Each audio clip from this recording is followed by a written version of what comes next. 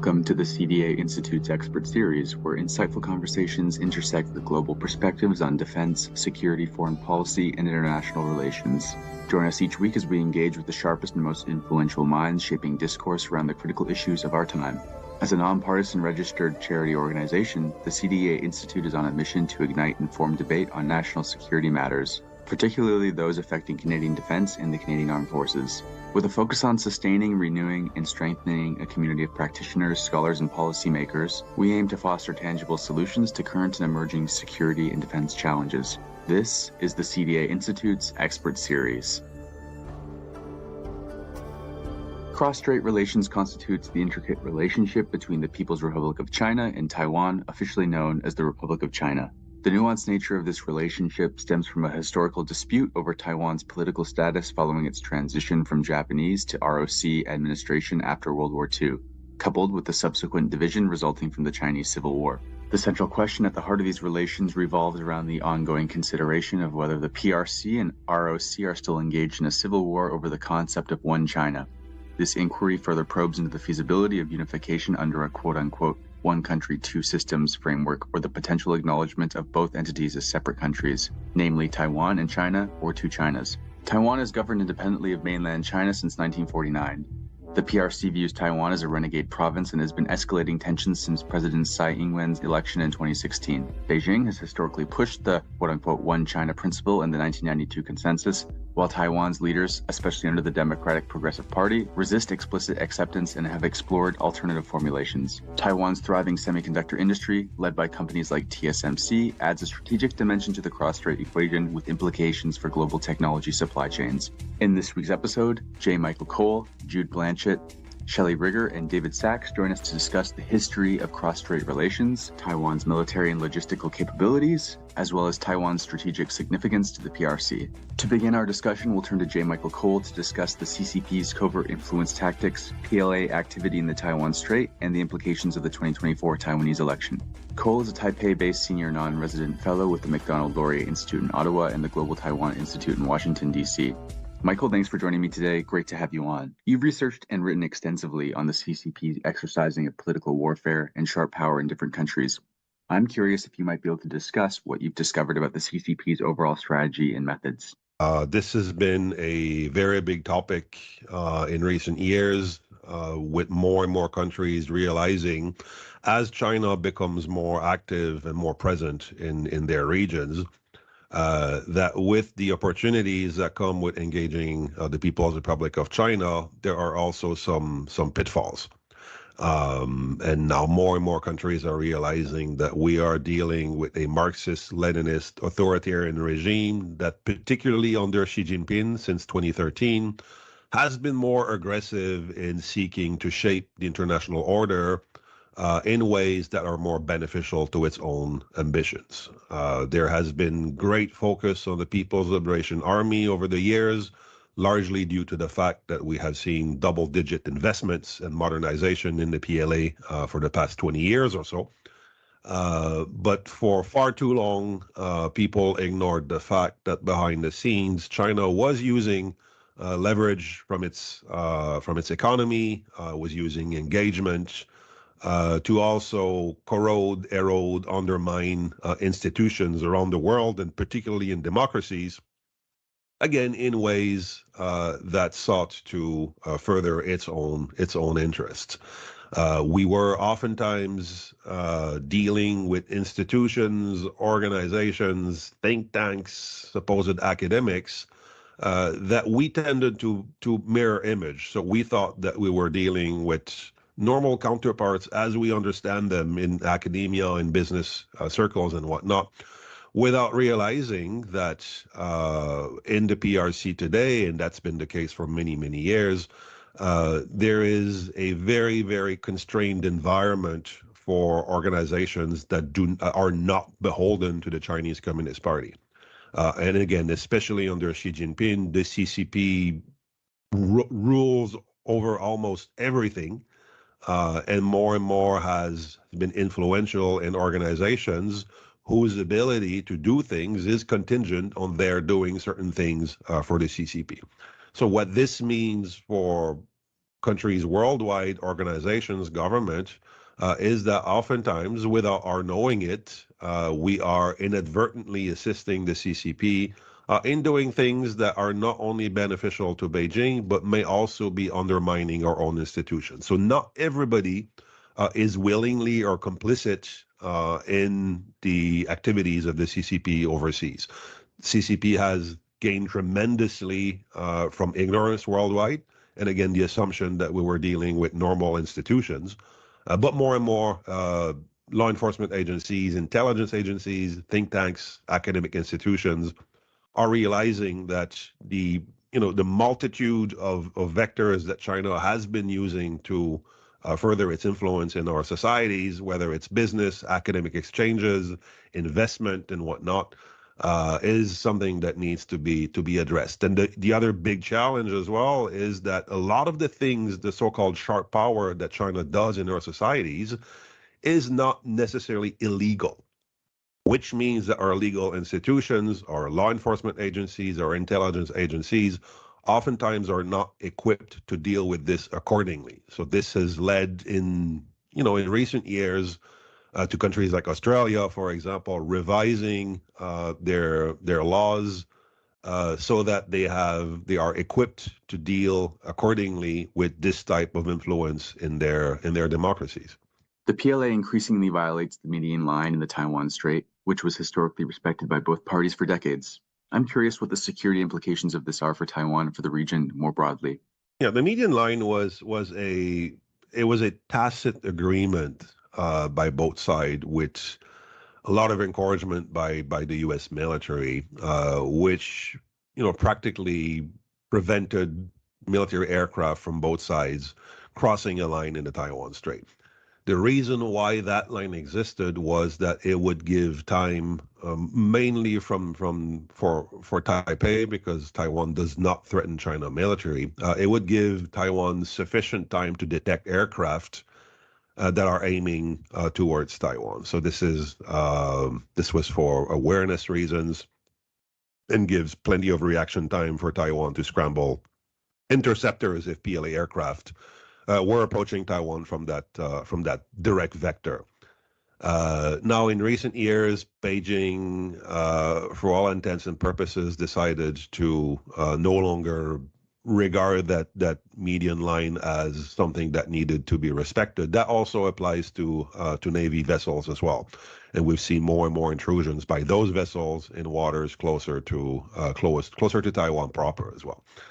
Now, with greater activity by the PLA into Taiwan's air defense identification zone and across the median line, certainly that increases traffic, that increases the risks of miscommunication, of accidents, of collision. That could very quickly turn into something much more serious. What this also means, and now this occurs on a almost daily basis, is that reduces reaction time for Taiwan to scramble interceptors. And by dint of having this type of activity on an almost daily basis, there is always the possibility that China could try to sort of mesmerize Taiwanese security apparatus into thinking that, okay, this is just another day of routine exercises. And if one day Beijing decides to actually attack Taiwan, then that could contribute to an element of surprise, because expectations were that this is just another routine exercise, whereas this time around, this is actually something much more serious, much more kinetic. So this is also part of psychological warfare on the part of the Chinese that also tries to convince the Taiwanese public, that Taiwanese authorities, that Ministry of National Defense simply do not have the capability to defend their own airspace and regional waters and whatnot.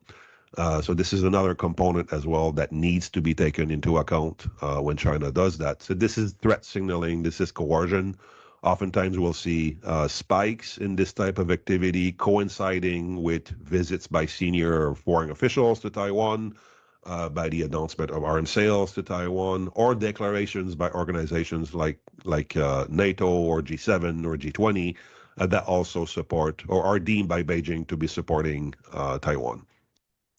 How might Taiwan's forthcoming election in January 2024 impact cross-strait relations? This is always every election in Taiwan. This is something that people in the region, certainly in the United States, but increasingly worldwide, because now the Taiwan Strait is a global issue, whether people like it or not, have been watching very closely. With every election in Taiwan, the China question figures quite prominently in the election campaigns, with different political parties having very different positions on how to deal with Taiwan, how to deal with China, and how to engage China.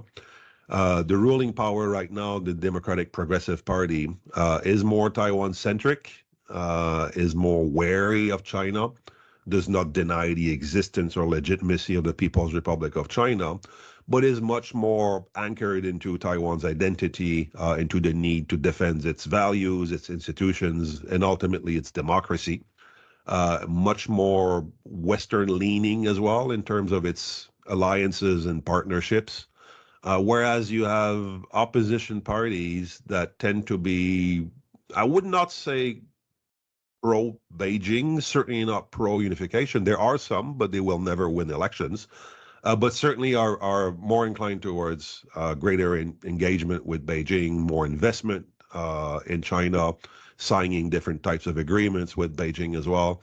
And with that, as I mentioned earlier, come all sorts of risks for Taiwan's democracy and institutions and whatnot.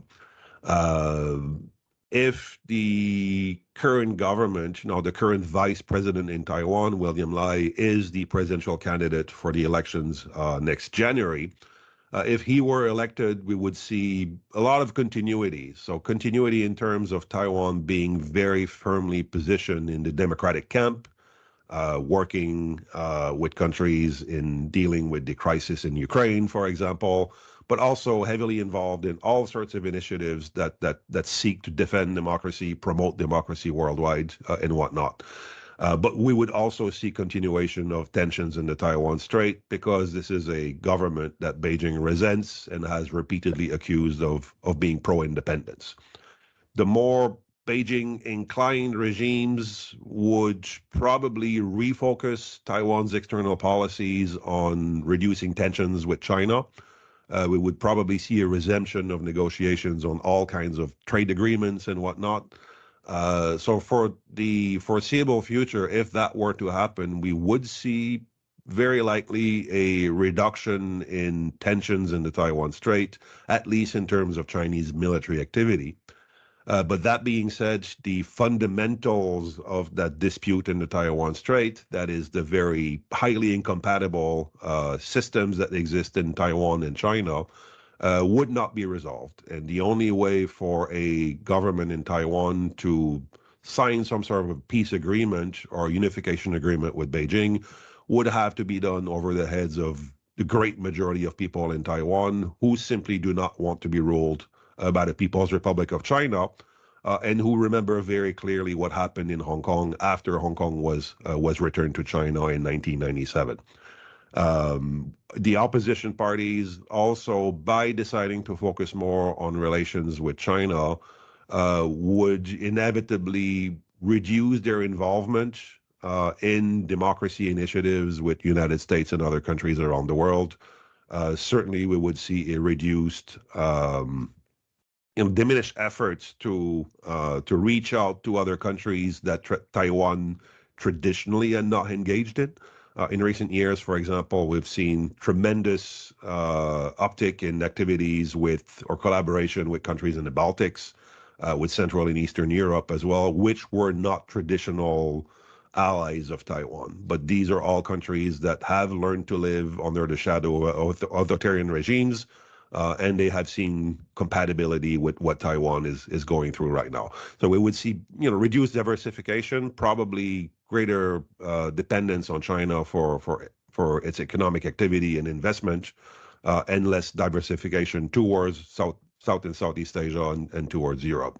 So I would emphasize that Taiwan's fate is increasingly linked to the fate of democracies worldwide, to global stability.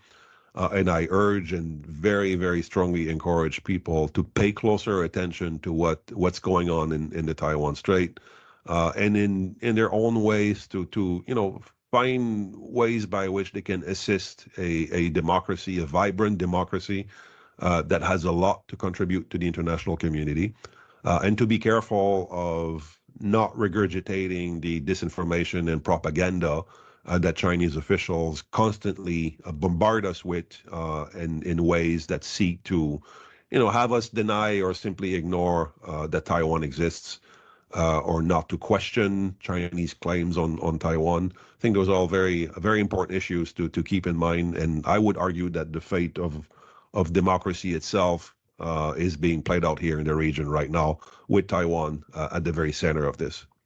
Michael, thanks again for joining me today, and I appreciate having you on. We'll now turn to Jude Blanchett, Freeman Chair in China Studies at the Center for Strategic and International Studies, to discuss Taiwan's strategic significance to China, the quote-unquote reunification narrative, and Beijing's objectives and near-term goals in the Taiwan Strait. Jude, nice to meet you and great to have you on the program.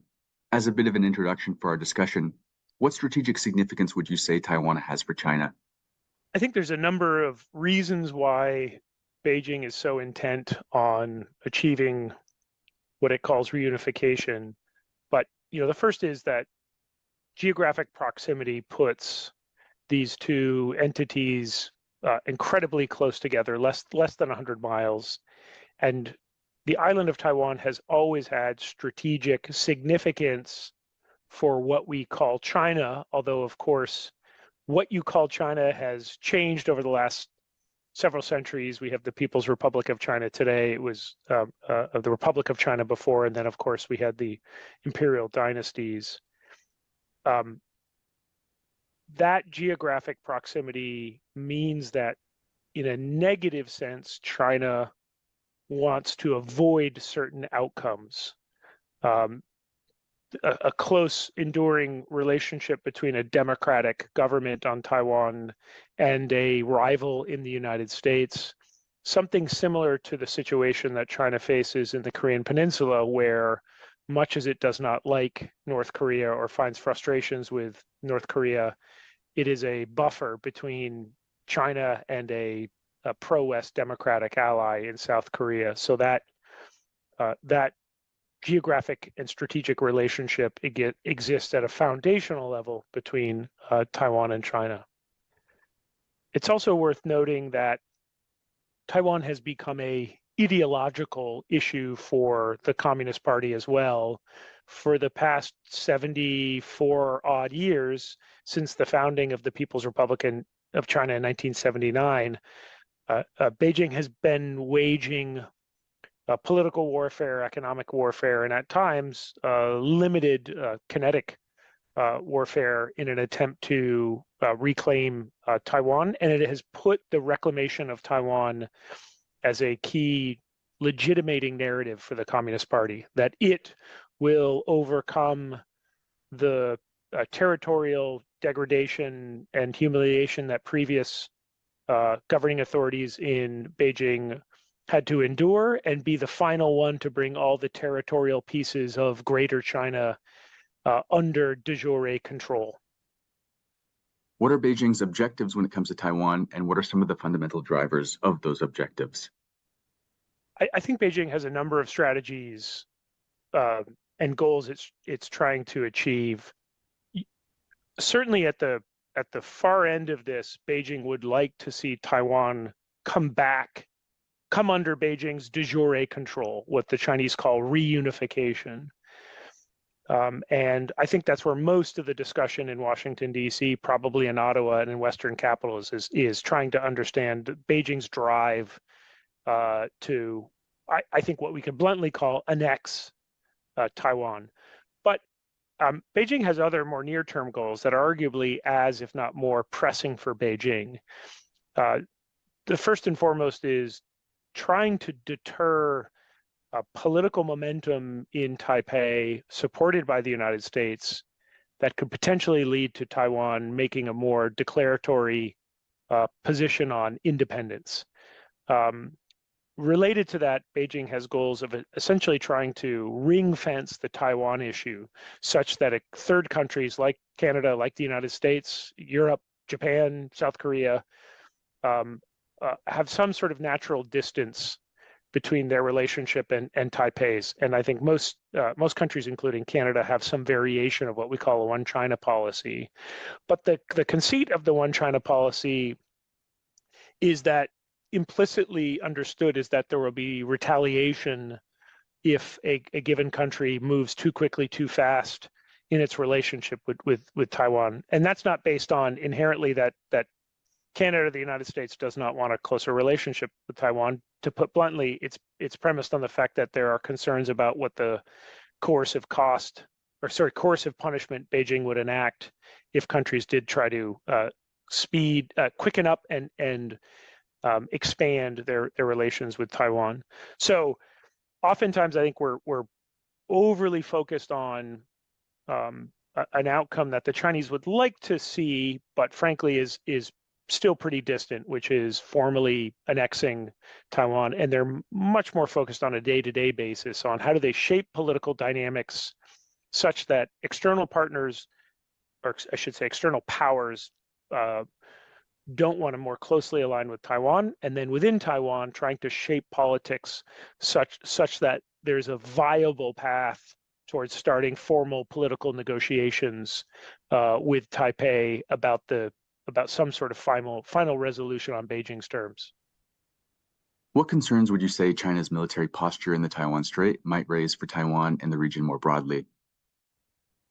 There's a couple concerns with the level of China's military engagement and presence in the Taiwan Strait. First and foremost is it dramatically increases the likelihood of an accidental crisis emerging, whether that's a collision between the Chinese and a Taiwan fighter jet, whether that's a maritime collision.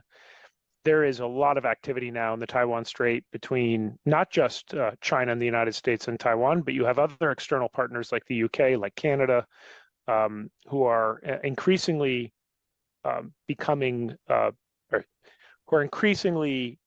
demonstrating solidarity with the rules-based order by showing the Chinese that they're going to operate in any international waters. But China's belligerence in this region just ups the ante and ups the likelihood that even if nobody wants to go to a war, that a crisis is possible.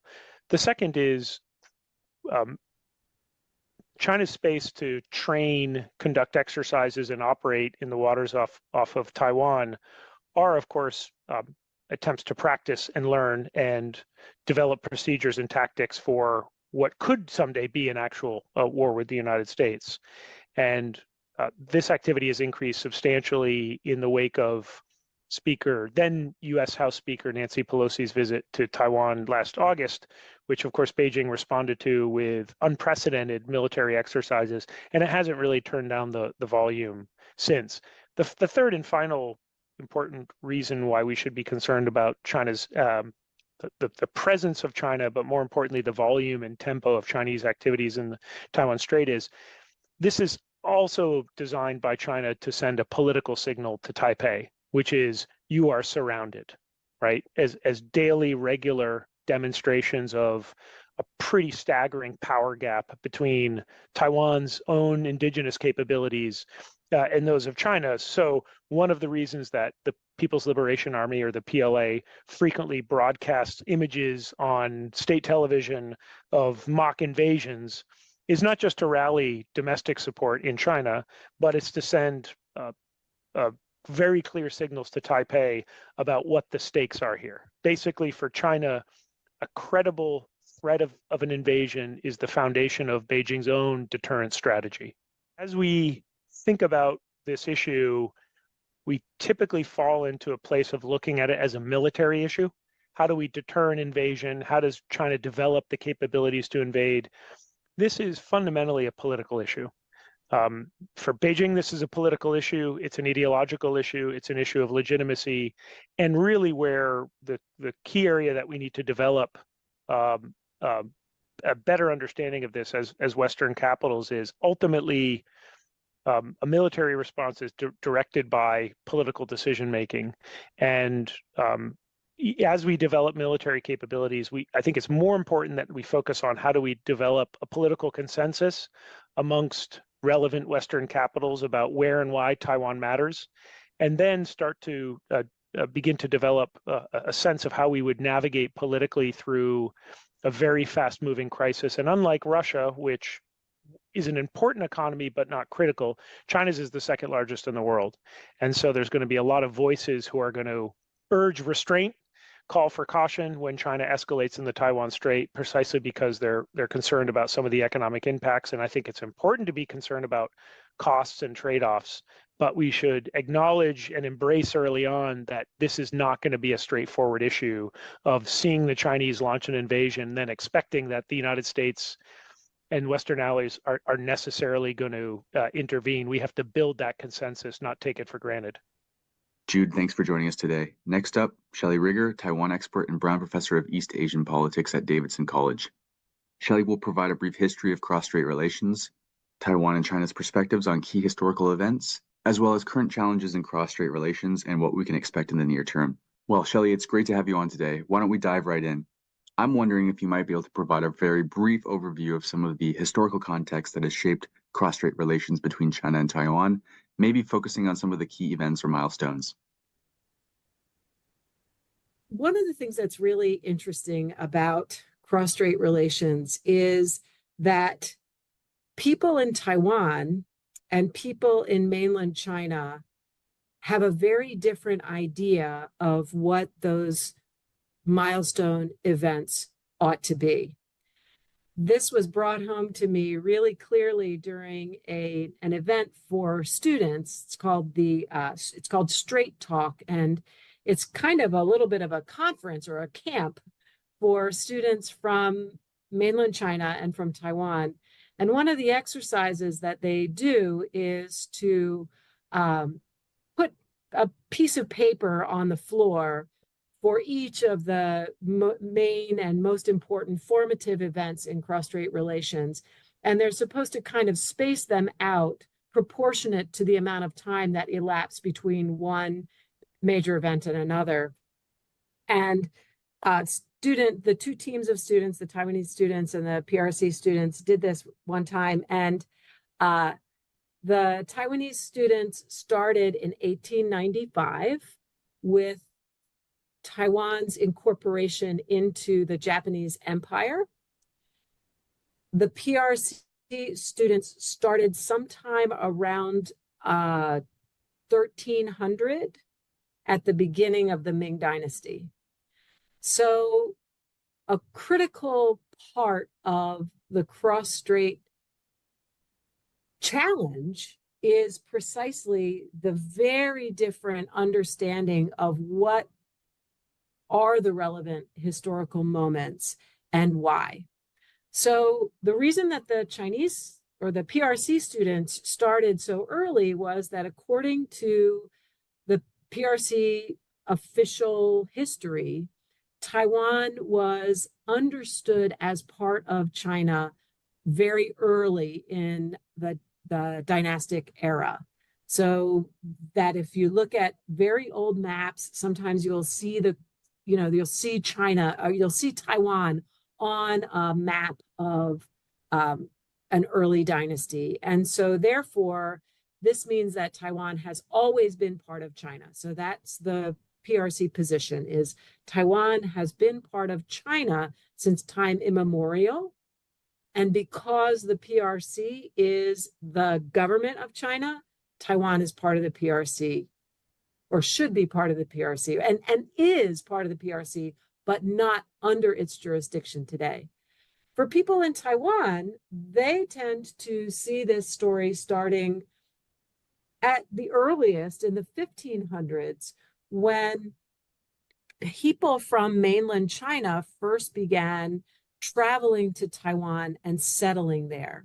So prior to the late Ming era, there really weren't people of mainland Chinese descent in Taiwan. The people who lived in Taiwan were indigenous islanders with no discernible connection to the Asian mainland. But in the 1500s and especially in the 1600s, a lot of people began moving from mainland China to Taiwan, and the people of Chinese ancestry became the majority in Taiwan. So under the late Ming and early Qing dynasty, Taiwan begins to actually have a Chinese population, an ethnically or ancestrally Chinese or culturally Chinese population. So for Taiwanese, that's when the story begins. Then the next big moment is the decision by the Qing dynasty in 1895 to turn Taiwan over to the Empire of Japan. Then Taiwan is part of the Japanese Empire until 1945, the end of World War II, at which point the Allies, the US and its allies in World War II, had agreed that Taiwan would return to Chinese sovereignty. The Chinese government at that time was the Republic of China under the leadership of the Nationalist Party and Chiang Kai-shek. And so Taiwan was handed by the Japanese more or less directly to the Republic of China. Immediately, civil war breaks out in mainland China, and the People's Republic of China was founded in 1949 on the mainland, but the Republic of China, under the leadership again of Chiang Kai-shek, remained in Taiwan from 1949 until the present. So those are the major dates that I would name for the sort of big picture history, and particularly for explaining how this conflict comes into being. This difference between seeing Taiwan as part of China from time immemorial and seeing Taiwan as a place that's sort of bouncing in and out of the Chinese empire, that in 1949 loses its connection to the Chinese mainland at the end of the Civil War and kind of heads off in its own direction. That's how we find ourselves where we are today. I'm wondering how Taiwan fits into China's broader strategic objectives, especially considering its increasing economic and military power. Why is the PRC so determined to control Taiwan?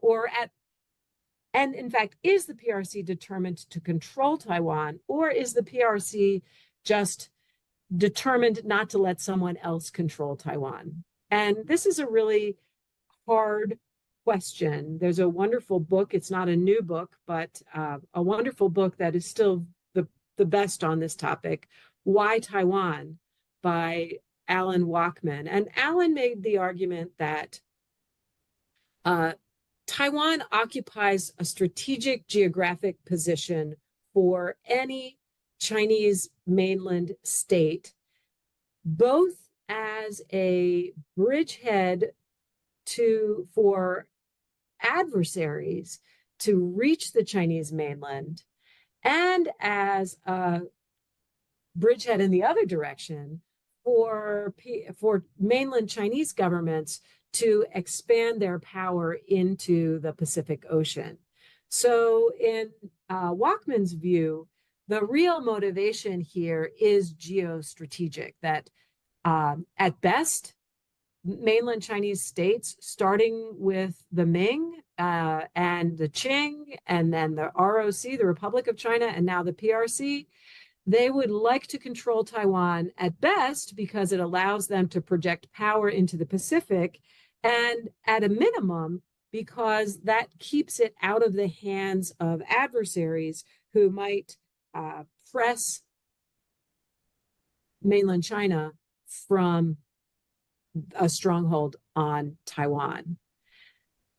Another explanation for why the PRC is so determined to control Taiwan is this idea that having laid claim to it from time immemorial, there is a kind of legitimacy cost to any PRC or mainland Chinese government that fails to secure Taiwan as part of a mainland-based state. So if this is, if Taiwan is part of the PRC in some kind of cosmic sense, then the fact that the PRC government in Beijing does not at this moment control it is a failure of the PRC government.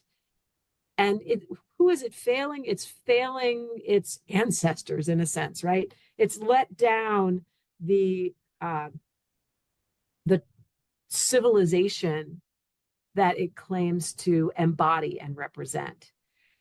So I think those are both relevant parts of why the PRC pays so much attention to Taiwan. I think the strategic dimension is not something that couldn't be solved. So the legitimacy piece matters, but I also think the legitimacy piece is not something that is absolutely essential to the survival of the PRC, which makes me think maybe this just geostrategic motivation has some importance as well. Given the current state of cross-strait relations, I'm wondering what challenges or potential issues you foresee, perhaps in the near to immediate future. I was really happy to hear Xi Jinping say that the PRC does not have a timeline for taking action to finalize the unification of Taiwan to the PRC or to mainland China in general, because a lot of people in the US have been really circulating dates, right? By this date, it could happen 2027, 2049, whatever. And there's always a rationale for, why this date is so important to the Chinese Communist Party leadership, that they would risk military conflict with the United States in order to as they would think about it, solve this problem. So I think the best minds, the people that I really rely on for wisdom on these kinds of issues, have been saying there is no timeline, that the PRC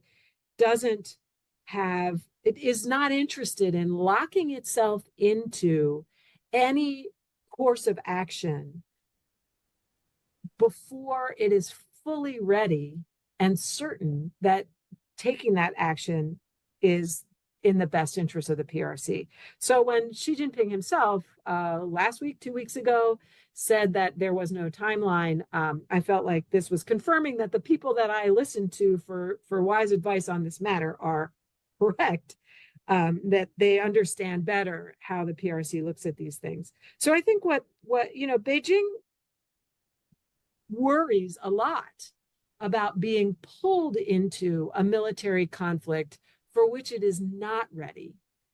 And I think some of the actions that we see that cause people in the US in particular, but also in Taiwan, to begin to predict that the PRC is preparing for military action, I think often those actions are actually understood as deterrent on the PRC side. So they need to send a strong message to Taiwan. If you foreclose forever the possibility of unification, then we will have no choice, given the commitments we've made to our own people. We will have no choice but to take military action to stop you from ending that possibility. And what that really means is declaring independence in a way that says there's no future for Taiwan in China at all. So they don't want Taiwan to make any mistake about their resolve. And I think PRC leaders also don't want the US to make any mistake about their resolve. And sometimes what they see is what looks to them like US leaders encouraging leaders in Taiwan to test the limits of what Beijing will tolerate. And that requires showing very strongly what the cost would be if Taiwan crosses the line.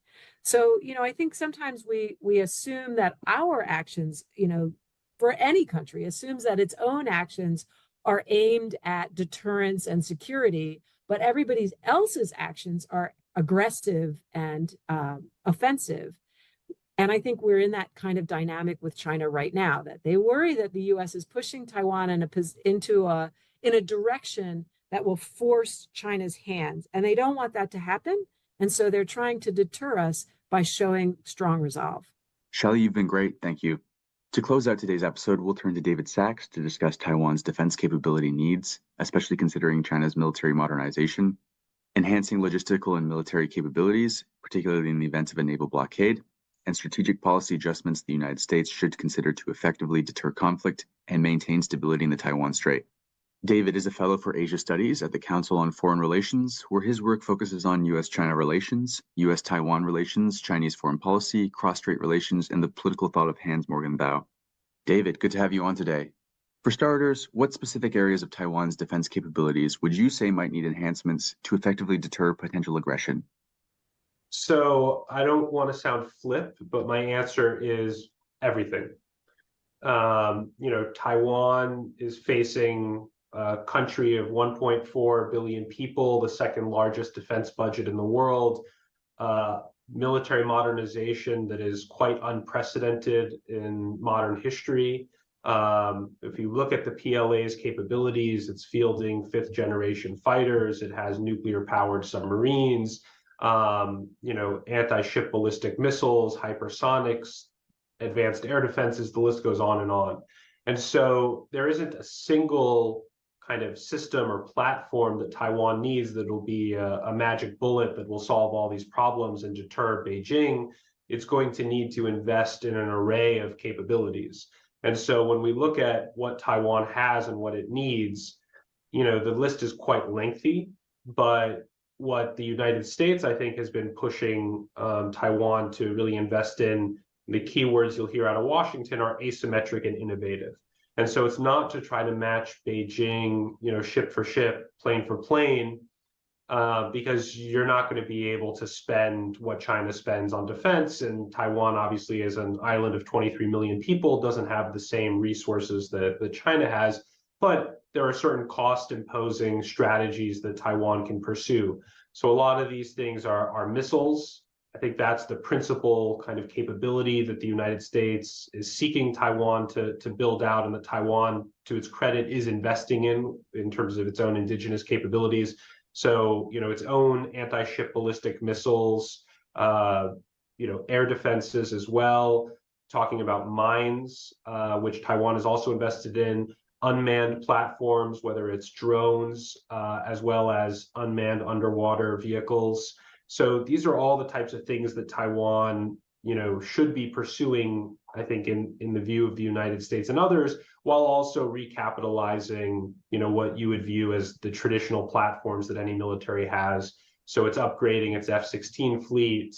It bought Abrams tanks from the United States. It has, significant surface warship capabilities, and then has also invested a lot of money in producing an indigenous submarine, the first one of which kind of had an unveiling a few months ago, and Taiwan is hoping to build 8 to 10 of those. So the bottom line is that the list is long, but I don't think that we can or do have any illusions, to be honest, that there's a single capability that if Taiwan really pursues, all of its problems will go away. That's not the case. So Taiwan really has to invest in a wide range of capabilities. Building off that, how would Taiwan want to go about perhaps enhancing its military and logistical capabilities to maintain supply chains, ensure continuity and essential operations in the face of a potential naval blockade? I think that's a really important question, because Taiwan having certain hardware is no guarantee that it'll be able to actually leverage that and use that during a conflict.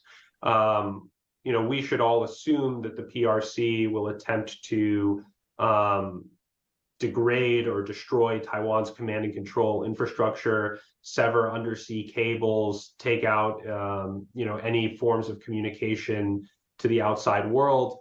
And I think that one of the lessons that Taiwan has frankly taken away from the war in Ukraine, but also Elon Musk's subsequent statements, is that they can't rely on Starlink.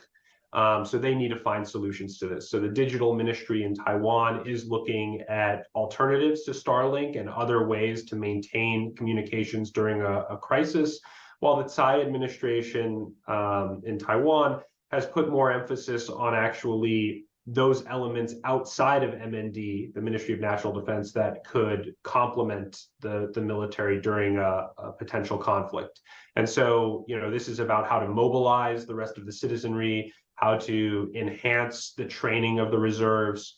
The mandatory military service has been lengthened from 4 months to 1 year, and now they're overhauling the training for that to make it far more serious, because, to be frank, up to this point, it really has not been serious. So there are a lot of things that Taiwan needs to do. A short list would be doing things like increasing the reserves that it has in terms of fuel on island. Taiwan imports nearly all of its energy supply. Also, its stocks of food, medical supplies, its ability to deal with a mass trauma event. Taiwan is not now where it would need to be to contend with that, as well as to harden communications. And I think from the military perspective too, Taiwan is a very top-heavy military that doesn't necessarily empower units at a much lower level to make tactical decisions. A lot of these things go up to a very high level for approval before they're taken on the battlefield. And so Taiwan's military is also working to decentralize a lot of this during a conflict. But again, that still takes a lot of time. I mean, reforming something like the Ministry of Defense is a big undertaking, and I think that process has only just begun.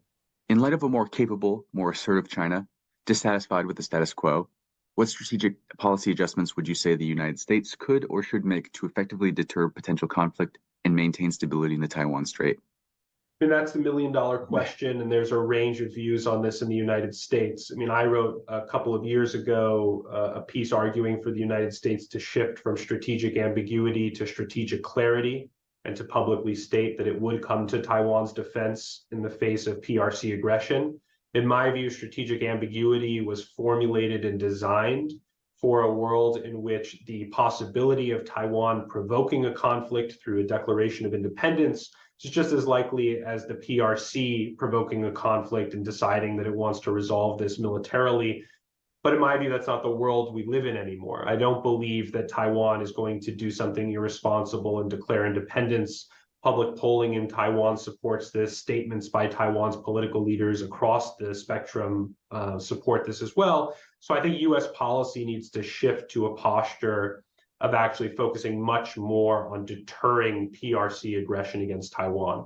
And to me, again, this is not a cure-all, but one way of contributing to that is to make clear publicly, as President Biden has done on 4 occasions, that the United States would directly defend Taiwan if the PRC decided to initiate a blockade or attempt an invasion of the island. Another thing that we have to do, which to me is actually just as important, if not more important than our declaratory policy, is to really align with our allies in the region and do much more to coordinate with Japan above all else on this. I mean, the United States has 50,000 troops in Japan. Those are the ones that would be called upon for a Taiwan contingency. Those are the bases that the United States would have to use. They're the only ones within unrefueled range of Taiwan. And so we need to have a much clearer understanding from Japan of what it would provide to the United States during a contingency, how Japan would provide indirect and potentially even direct military support of US operations. And so I think if you're looking at this from Beijing, it's one thing to say, can we defeat Taiwan if the United States doesn't get involved?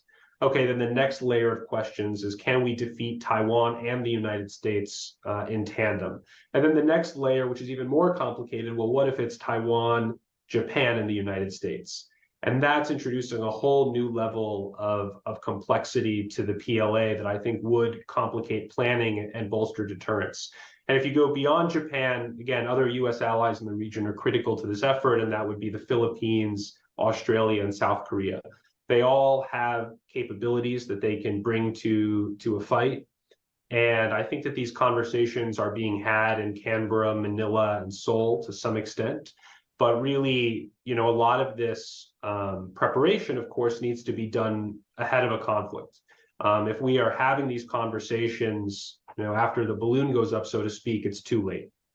And so, when I'm thinking about this from a US perspective, there's what the US can do in terms of declaratory policy. There's what we can do with our allies to strengthen our posture in the region, which we're beginning to do with Japan. And I think we're going in the right direction there, but we can always do more. And then the third bucket is, of course, how do we strengthen Taiwan's defenses? And there it is expediting arms transfers to Taiwan, and we've seen some movement of that in Congress. Doing more in terms of training Taiwan's military, pursuing joint training, joint exercises, helping Taiwan do some of the things that I mentioned earlier in terms of how you delegate authority and empower units to make these tactical decisions, as well as potentially co-developing weapons with Taiwan or enabling Taiwan to better develop indigenous capabilities. So again, there's a lot that we need to do. I think the good news, if you're thinking about this from a US perspective or US and allied perspective, is that we are doing a lot of it if you kind of look at what we're doing with Japan and others, but it needs to continue. I don't think that countries can or should view this as basically just a US problem or a US-China-Taiwan problem. Because if there is a conflict over Taiwan, this will affect every economy in the world. If you think about anything that requires a chip to function, which is basically what makes our lives work, from our iPhones to cars, dishwashers, microwaves, everything has chips in them these days. Well, 90% of the world's most advanced chips come from Taiwan. Nearly 70% of all chips in the world come from Taiwan. If you have a war in the Taiwan Strait, none of those chips are getting off the island and getting shipped to Canada or the United States or Europe. And so how are supply chains going to contend with that? I think the answer is you're not going to be able to find substitutes, at least, in the near to midterm. And so you're looking at a global economic depression that shaves trillions of dollars off of global GDP. And there's no way to insulate yourself from that if you're sitting in Ottawa, just like you can't insulate yourself from that if you're in the United States. The other thing that I would say, again, to an international audience is to think about what the region, what the Indo-Pacific would look like the day after, a successful Chinese invasion or blockade of Taiwan. This would be a region, to be honest, where I think it would be one of Chinese hegemony, where US allies from Korea to Japan to others think about either bandwagoning with China or pursuing strategic autonomy, potentially to include developing nuclear weapons of their own. And, again, what are the implications of that for a country like Canada or any other country? Do you believe that your companies would have the same access to the Indo-Pacific if it is a region with Chinese hegemony that you have today? I would say the answer is no. And then there is the question of global order and democracy. Taiwan, by many measures, is the freest society in Asia. That would be gone, to be honest, if China were to take it over. And it would be coming on the heels of Putin's invasion of Ukraine, yet another example of an authoritarian country using force to redraw borders. And so I think the implications are grave.